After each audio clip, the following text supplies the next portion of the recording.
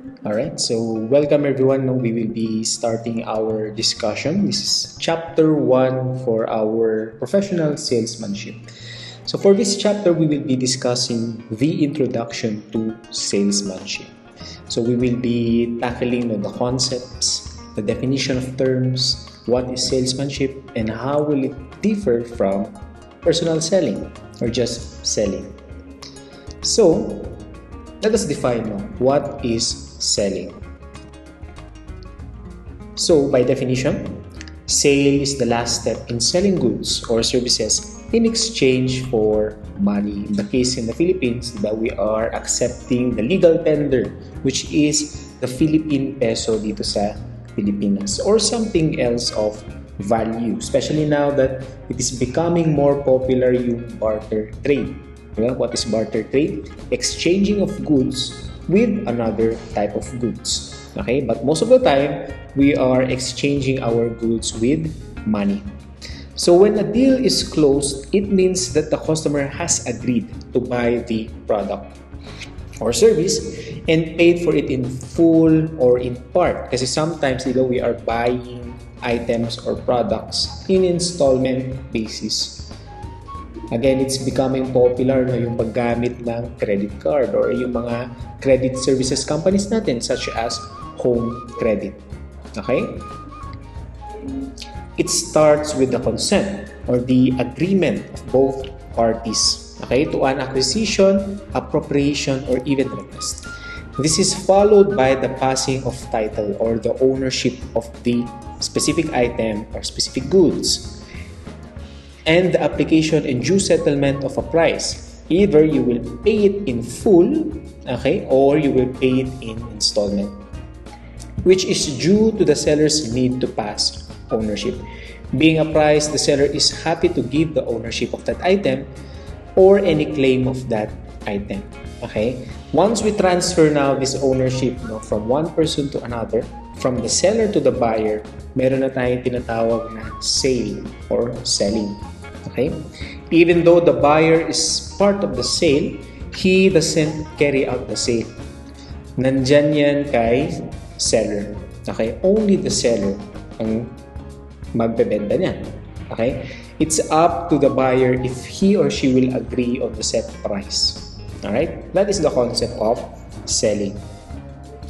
So, what are now the trends in sales management? Now, we will compare yung mga usual na trends natin from past years. Compare natin today, yung generation natin today, current trends. So, dati, sales are simply transactions. But now, it is building relationships. Okay? This is relationships. Dati, ang selling only involves individuals. Now, it involves teams. And sometimes, for a company, they say that the customer is part of their team. Ayan. Dati, they concentrate on sales volume. Now, it's sale productivity. And when we say sales productivity, this is the consistency of selling goods. Okay? Para stable naman siya. Hindi yung first part lang, madami ako nabenta, the following period, wala na. Okay? Consistency. That is sales productivity. Dati, it's all about managing. Now, it's becoming, you, as the entrepreneur, you become the leader. Leadership. Dati, ang pagbenta lang is local. Nowadays, it's becoming more global. Especially when the introduction of online transactions or online buying and selling, diba? Sometimes we can even buy goods from other countries through yung mga ginagamit natin na websites such as Shopee and Lazada. Selling is now becoming global. Now let us try to differentiate the marketing from sales. Are they the same? Okay? Marketing and sales are very different, but they are trying to do the same thing. Okay? So marketing improves the selling environment, and it is very important part of sales. Okay? When we say selling, this is just the simple activity of transferring the ownership of that item from the buyer, from the seller to the buyer. Simple. But when we say marketing, Okay? We now do extensive activities such as making list of potential customers. It can be helpful in sales. What else? The goal of marketing is to increase the number of interactions between potential customers and the sales team. If you remember yung trends natin kanina, we are building relationships. That is one of the important part of marketing sa selling. Okay? So, how does marketing do these things? So, paano ba sila mag-build ng relationship? They can do advertising, sales promotion, yung mga buy one, take one, or discounts, publicity, your corporate social responsibility, and speaking of which, yung public relations, creating new channels, making new products, and keeping your customers happy and satisfied, and among other things. Yan napapasok sa marketing. With these marketing activities, we will make sure that there will be sales productivity or consistency when it comes to selling goods or services. Okay? So, ayan. Let us now define, ano nga ba ang salesmanship? Alright. Most of the time, the word salesmanship is used to refer to selling goods one-on-one or face-to-face, from the seller to the buyer. However, it shouldn't be confused with personal selling. Dahil personal selling would be very different sa salesmanship. Although they are trying to do the same thing, they are very different. Now, to sell a product to someone, you need to have a skill set. Okay? Yung skill set, that is now your salesmanship. It's not the kind of job that everyone can do. Okay? Everyone can sell, but not everyone has the skill of salesmanship. Later on, we will discuss it further. So, in short, salesmanship is the skill that a salesperson uses when making personal sales. It's a skill, it's a technique. It's the art of face-to-face communications between the seller and the buyer, where the seller uses his skills or techniques to persuade or to convince the buyer to make the buying decision or the purchasing decision. Okay? How will you convince your customers to buy your product? That is salesmanship. Now, to get a buyer to buy a product, the seller must give all information. It is a requirement dahil the customer has the right to be informed of what they are buying. Okay? That is the first step. Information about the product and show customers how the product can meet their needs. If you remember our topic in marketing, di ba? It's all about satisfying needs and wants of the customers. Okay? As a salesman, as an entrepreneur, how will you tell your customers that this product can satisfy their needs? Again, that is the art of salesmanship. Okay? And salesmanship is hindi siya madali. It is not easy as it seems because in modern times, especially today, a salesperson has to talk, okay? Which would be now the focus, most of the time, the focus of our activities during this semester. I want you to talk, okay? Magsalita po kayo. And you will be talking to different people, okay? Yan. You will be exposed to different types of people. Yan naman ang usually ginagawa sa pagiging entrepreneur, diba? We are being exposed to different types of customers. That's why we need to know how to talk with different types of customers. That is salesmanship. Okay? Ayan. So let's differentiate selling versus salesmanship. Pares nga ba o magkaiba? Again, it is very different. But for a lot of people, most of the people, they see selling and salesmanship as the same thing. Okay? Ayan, it's common. Ayan, salesmanship and selling are viewed as synonymous terms. People sometimes conflate salesmanship and selling, yet in business and entrepreneurship, they are different concepts. How different is selling and salesmanship? First, Selling is just the process by which businesses transfers goods or services to the buyer in exchange of money or another commodity. Simple, di ba? Exchange of goods, you give me the payment, tapos. That is only the concept of selling. But salesmanship is the process of convincing a prospect to purchase a product. That's why it's an art. It's a technique. It's a skill. Okay? From you as opposed to other sellers, you must let the customer know that my product is better than our competitors. Especially today that all products have substitute products. All products can satisfy the same need. How will you tell your customer that my product is better than competitors? Again, that is salesmanship. Ayan. Through the use of reasoning, ayan, and product features. Alright? Again, salesmanship is a technique, it's a skill acquired by exposure to various selling approaches. And sometimes, for some entrepreneurs, they can only get the art of salesmanship by doing the same thing over and over again. It is something that you can learn through practice, through experience. Okay? That's why as early as now, we try to practice na yung ating salesmanship because, again, I will reiterate na it is very important in entrepreneurship.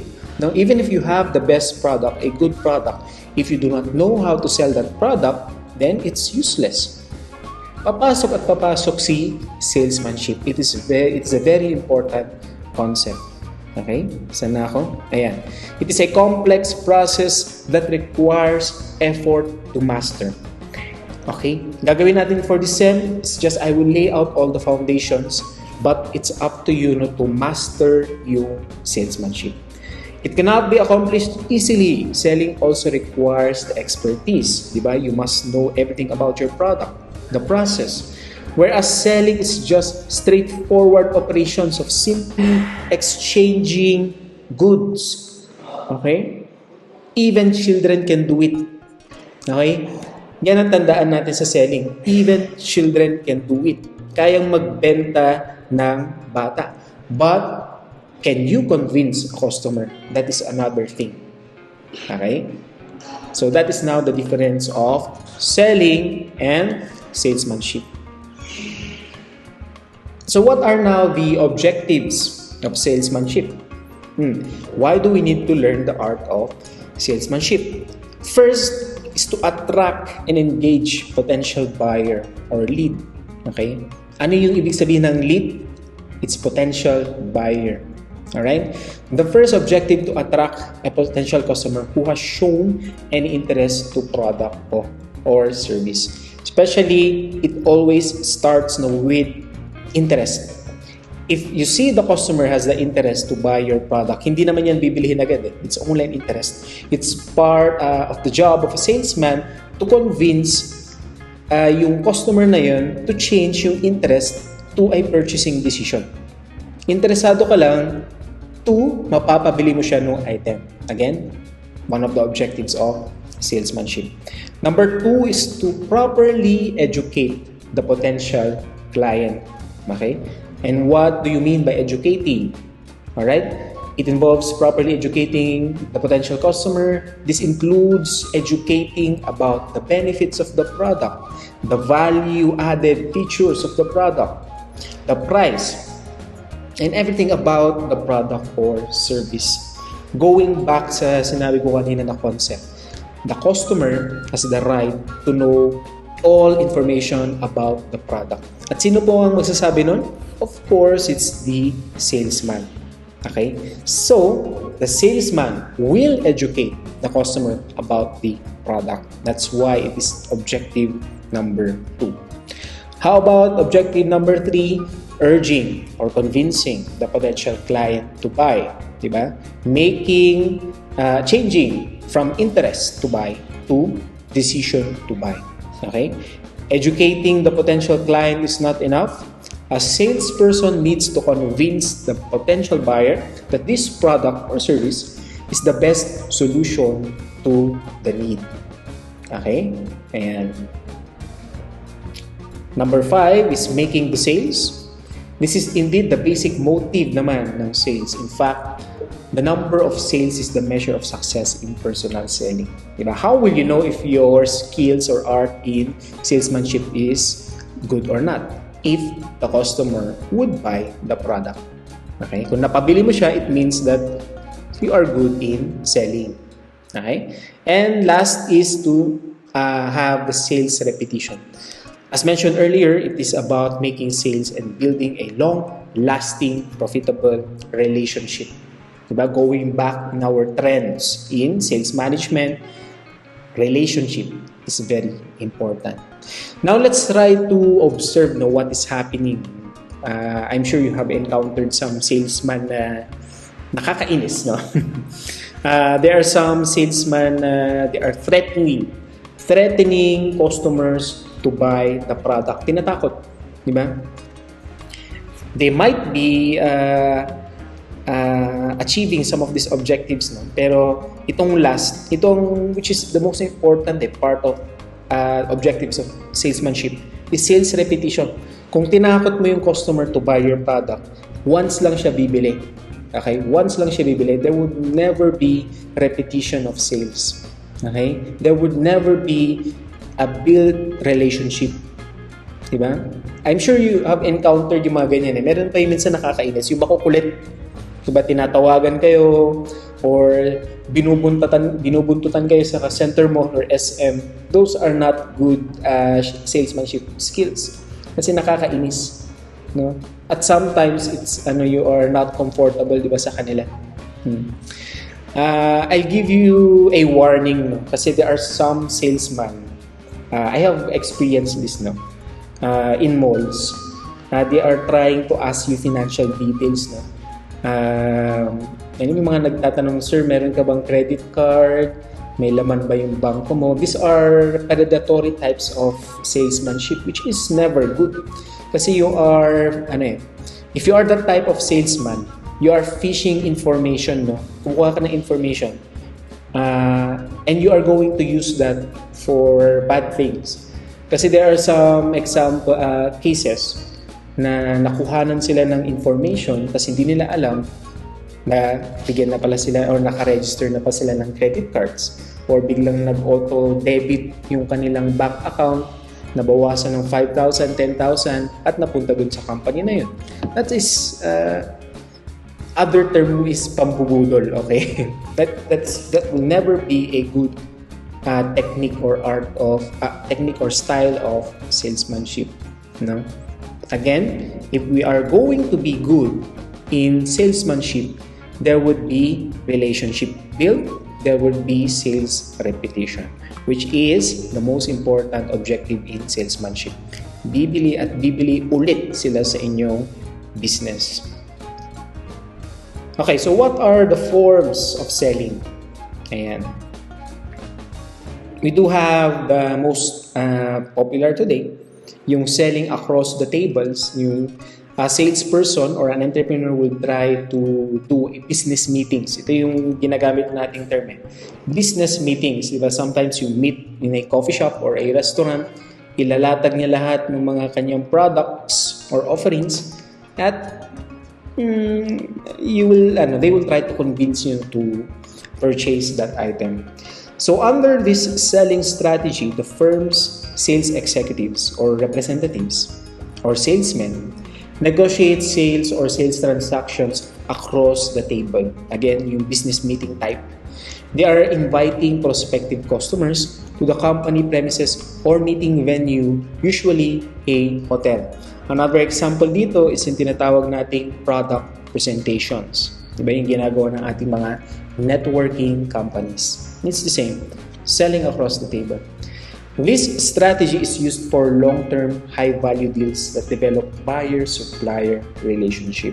Another good example for selling across the table is your insurances. Diba? Usually, mga insurance agents, they invite potential customers over coffee, over lunch, at the relationship would be, of course, is insurance. Insurance is a long-term relationship.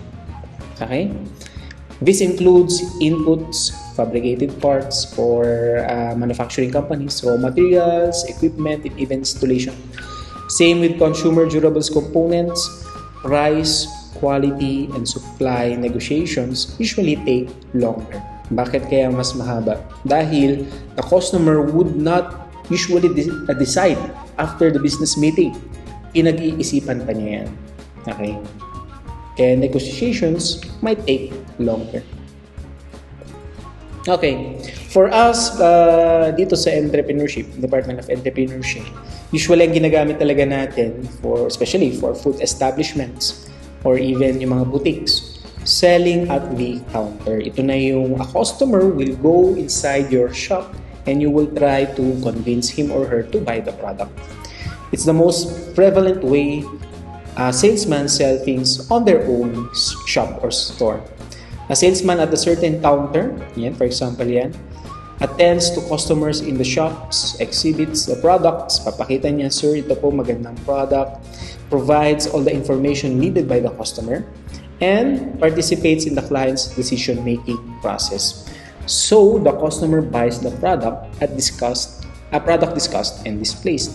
As compared to dito sa selling across the table, which could take longer because the customer would think about it if whether he will buy or not to buy the product. Dito is sometimes they would buy it agad-agad. Okay? Especially for food establishments naman, di ba? For food establishments, hindi naman usually pinag-iisipan at babalik na lang ako. They will buy the food product dun sa loob ng inyong restaurant or shop. And last, we have the selling at the doorstep. Ito yung tinatawag nating door-to-door selling. Di ba, minsan may kumakatok sa mga bahay nyo, trying to selling different types of products or pumupunta sa offices to sell products. Instead of greeting customers at company stores, salespeople visit potential customers at their homes or offices to market their products. Ito na yung mga nag-iikot, di ba? Sometimes may mga nagtitinda ng mga food products, mga kakanin, pasalubong, etc. Or even cosmetic products. Yan, yung mga pabango, makeup, di ba usually dino-door-to-door yan or nag-office to office. These buyers are primarily merchant middlemen. Okay? Sometimes they do not produce their own product. They buy it from a supplier. Going back our example earlier, cosmetic products. Concrete example, Avon. Diba? They are not producing naman yung cosmetic products from Avon, but they serve as a middleman to sell the products from the supplier, which is Avon, to the customers. Ayan. Alright? Merchant middlemen are business purchasers with a place in the company's distribution system. From supplier to retailer to distributor to end user. All of them are part in the system. This type of salespeople visit buyers door to door, either to homes or offices, offer product samples, answer questions about arouse interests, and negotiate the contract by booking the order. Okay? Paano siya mag-book ng order? O Mars, bibila na kita ng ganito-ganyan na, sasabihin niya, ililista ko na to be delivered next week. Ayan, they are trying now to book the order. That is selling at the doorstep. Okay? Ayan, so those are the forms of selling. Okay, this is something that I will require you to memorize now, kasi this is now the professional salesman's creed. Okay? Para tong panatang makabayan, but for professional salesmen. Yan, including of course entrepreneurs, kasi entrepreneurs are considered to be salespeople as well. All right? So number 1, I will place customer and company interest above self-interest. Number 2, I will be constantly alert to the concept that successful selling must bring mutual and continuous benefits to both the buyer and seller. Number 3, I will maintain an optimistic and positive attitude toward my business at all times. Number 4, I will maintain loyalty to my company, my associates, and my customers. Number 5, I will do everything possible to support the free enterprise system based upon open competition and freedom of choice in the marketplace. Number 6, I will continue to develop new knowledges, skills, and attitudes to keep pace with the changing technological and social environment. Number 7, I will make every effort possible to utilize efficiently my total capacities in rendering quality service to my customers and company.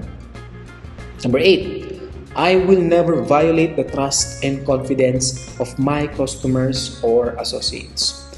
Number 9, I will maintain honesty and integrity in all of my dealings with my customers, competitors, colleagues, and my company. And last but not the least, in all of my personal activities, I will attempt to do what is right and just for all parties concerned. It is something that all salesmen and even entrepreneurs should take into heart. Okay? By doing these things, diba, you are being honest and loyal to your customers. You are being honest to your competitors. You're being honest to yourself. And I believe that all salesmen should follow these rules. Kasi if you notice, yung ating competitive market, very bloody. At minsan hindi nila sinusunod to. In salesmanship or in business in general, there should also be ethics. Diba? We should always know what is the right thing to do and the not so right thing to do. Okay? And this is the summary of those things that we should do in the competitive market. The professional salesman script. Again, I am requiring you to memorize itong 10. Ito yung parang 10 commandments in salesmanship or in entrepreneurship as a whole. Kasi it will apply naman. Okay? Ayan. So moving on with the last part of our discussion for this week. So what are the advantages of salesmanship? Should I apply salesmanship in my business in the first place? Advantages. It's a two-way communication between whom? The buyer and the seller. The selling agent or the salesman can receive immediate feedback, which is one of the advantage of salesmanship. Diba? Ayan, from the potential purchaser or the buyer. If things do not go as planned, he can change the strategy or sales pitch accordingly. Okay, pwede siyang magbago ng sinasabi. I'm not saying na babaguhin niya yung features, okay? But, syempre, maybe the type of communication pwede niyang baguhin para mas palambutin yung customer. Number 2, because of its participatory method of selling, it helps to establish the customer's trust, which is something na kailangan natin gawin in salesmanship, to establish the customer's trust. When selling expensive items such as cars, it is crucial that the customer has faith in both the product and both the seller. Okay, I repeat. The customer should have faith in both the product and both the seller. Hindi pwedeng isa lang. Okay? At this is one of the kumbaga lapses ng some of the business. Alam niyo mga masusungit na nagtitinda. Yung isang example pa lang, let's say yung mga naglo-load. Di ba yung naglo-load naman is, I'm not sure kung na-encounter nyo to, meron kasi yung mga naglo-load na masungit. Ang kailangan mo, the product is yung load. Okay? Load naman is very similar to all na stores na nagbebenta ng load. Pero pag once na masungit yung nagtitinda, di ba minsan nawawalan ka na rin ng gana bumili nung item na yun from the shop, kahit kailangan mo naman yung load. Punta ka na lang ako sa kabilang store dahil mas mabait yung seller doon. As you can see, the product and the seller is related to one another. Okay?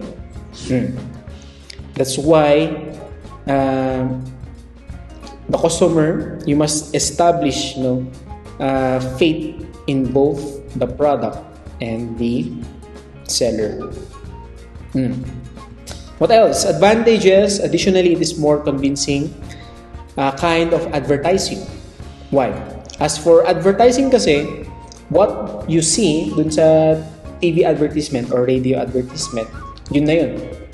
But for personal selling or salesmanship, there is an interaction. There would be a built relationship. Mas maganda yung merong interaction, face-to-face interaction. Since the consumer and salesmen are face-to-face, it is very difficult to dismiss them. Hindi mo pwedeng i-off yung TV. Di ba? Pag advertisement, off mo na lang yung TV, tapos na. Mas maganda yung may interaction. At least, the customer makes an effort to listen. Ayan, papakinggan niya yung buong pitch. Salesmanship allows us to reach an audience that we cannot reach through other channels. Occasionally, there are clients who cannot be contacted by any other means. We have customers na walang television, walang internet, walang other forms of communication. The only way for them to buy your product is for you to go sa kanilang lugar.